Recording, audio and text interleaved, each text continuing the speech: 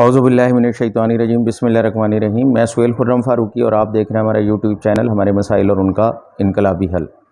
ہمارا اس سے پہلے پروگرام ہم نے کیا تھا کہ OIC کیا ہے، یعنی آرگنائزیشن آف اسلامک کانفرنس کیا ہے۔ آج ہمارا پروگرام ہے کہ OIC اور ویٹو پاور کا حق۔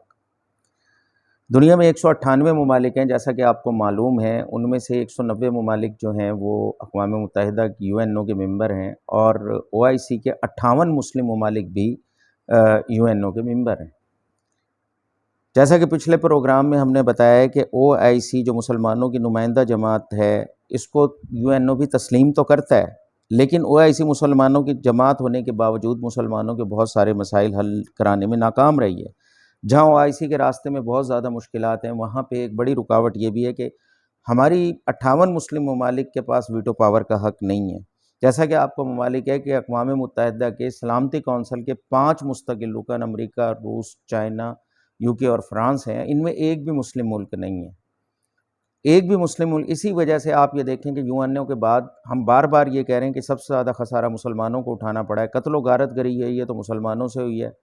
انسانی وسائل لوٹے ہیں تو مسلمانوں کے لوٹے ہیں، اقتصادی وسائل لوٹے ہیں تو مسلمانوں کے لوٹے ہیں، بہت جنگیں ہوئی ہیں تو مسلمانوں کی ساتھ ہوئی ہیں، اور اسلحہ بھی سب سے زیادہ بین الاقوامی طاقتوں نے مسلمانوں کو بیچا ہے۔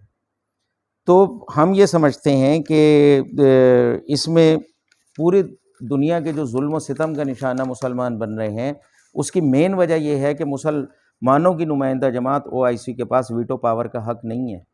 ہم یہ بار بار میں مختلف چینلز کے اوپر بھی اور مختلف پروگراموں میں اور حکومتوں کو خط کے ذریعے لکھ کے بھی یہ باور کرا چکا ہوں کہ OIC کو ویٹو پاور کا حق دلوایا جائے۔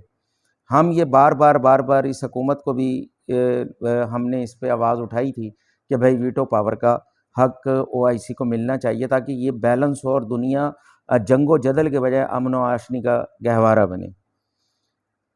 ہم یہ امید کرتے ہیں کہ ہماری یہ تجویز پسند آئے گی۔ آپ لائک کریں گے، شیئر کریں گے میرے چینل کو۔ آپ کا خیر اندیش سہیل خرم فاروقی۔ تجویز پسند آئی ہو تو اسے شیئر کریں۔ آپ کا بہت شکریہ۔ اللہ حافظ۔